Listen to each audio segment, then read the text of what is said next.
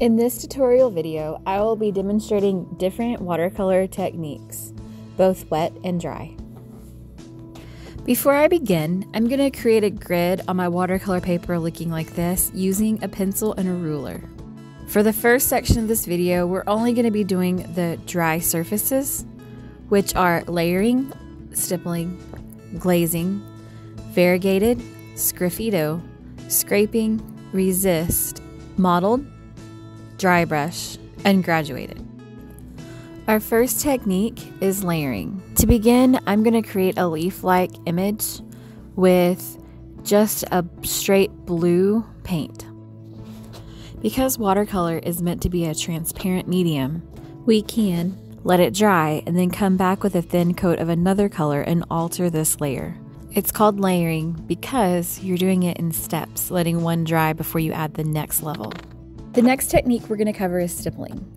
Stippling is a series of dots close together to create value and texture.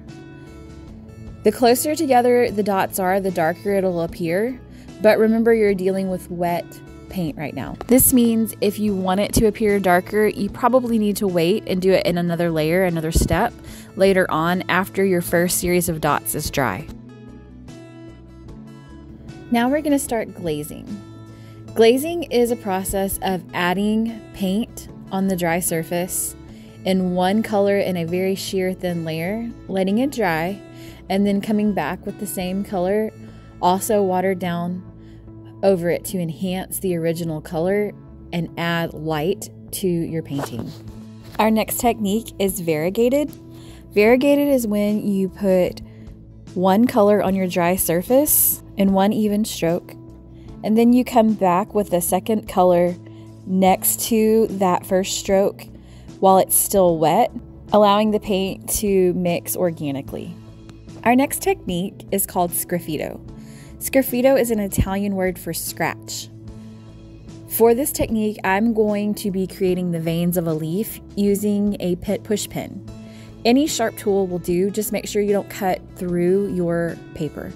The scratching creates a ridge in the paper, allowing the pigment to fill into those spaces, making it darker, and it is really good for any detailed work, such as a vein on a leaf.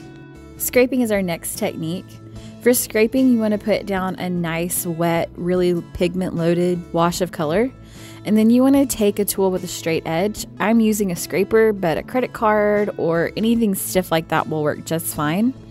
And what you want to do is press down into the wet surface and drag. This pushes the paint around and leaves a white space where you drug.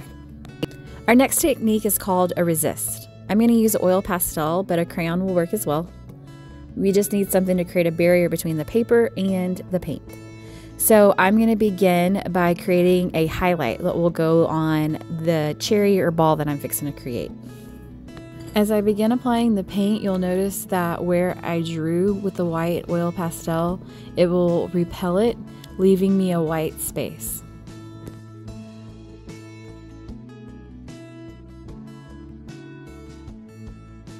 Our next technique is modeled. For modeled, you want to lay down a wet stream of paint. Now you want to clean out your paintbrush and load it with clean water, and you're going to flick the bristles at the painted surface. What will happen is it'll spread as well as remove some of the pigment from where it hits the already painted surface. For our next technique, we're going to be doing dry brushing. For dry brush, you want to load your paintbrush with paint and then take a paper towel and soak out some of the water.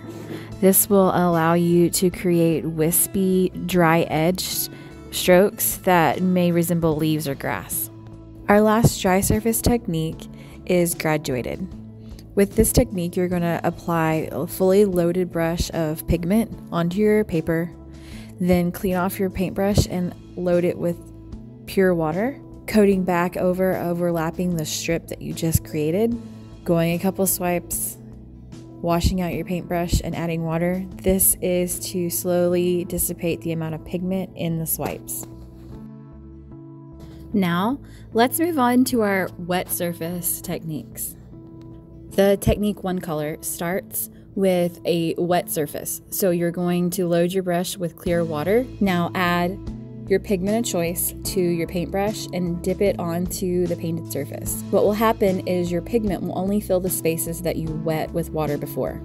The two-color technique is very similar to one color. The difference here is instead of just adding one pigment to the wet surface, you'll be adding two in order to allow the colors to intermingle organically. Let's skip over directional flow for now because you have to move your paper around in order to make that one work correctly. So we're going to start with puddling. Puddling is another wet surface, so we're going to get a clean stroke of water and paint our surface with pure water. Then allow the pigment to touch in those spaces. Notice that the pigment only fills the space where the paper was wet ahead of time. Splatter is the next technique. This is where you load your paintbrush with pigment and then flick the bristles of your paintbrush to allow the paint to spread on its own. Another similar technique we'll cover in a minute is spray. Using a spray bottle or splatter paint can allow your other parts of your picture to get this technique on it where you might not want it. A good idea is to create a mask of some kind using paper or tracing paper to make sure that nothing gets where you don't want it. Now for the sponge technique. Here you're going to lay down pigment with nice rich color. And while the paint's still wet, you're going to come in with a sponge or paper towel and lift up some of the pigment to show the white paper underneath. The next technique is salting. So for salting, you're going to add your pigment however you'd like to do that and then sprinkle it with salt. Any kind of salt works. And what happens is the pigment puckers around the salt, leaving a white speckle underneath. When you're done, you can remove the salt to really show the paper through. This next technique is one of my favorites. It's plastic wrap. You're going to apply your pigment, and then while the pigment's still wet, you're going to put plastic wrap over the top of it, making sure to make creases. Anywhere that the plastic wrap does crease, the pigment will pool.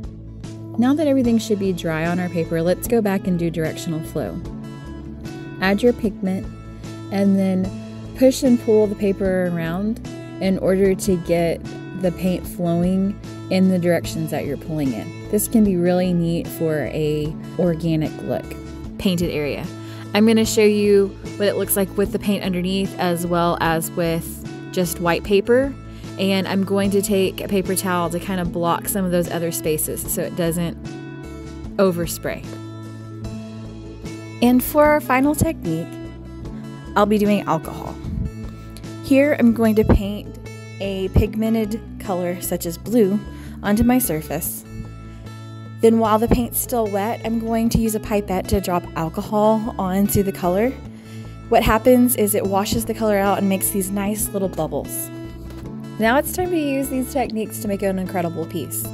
There are 20 options that you have with endless possibilities of combinations as well as mixed media techniques that you can apply to these to make incredible pictures.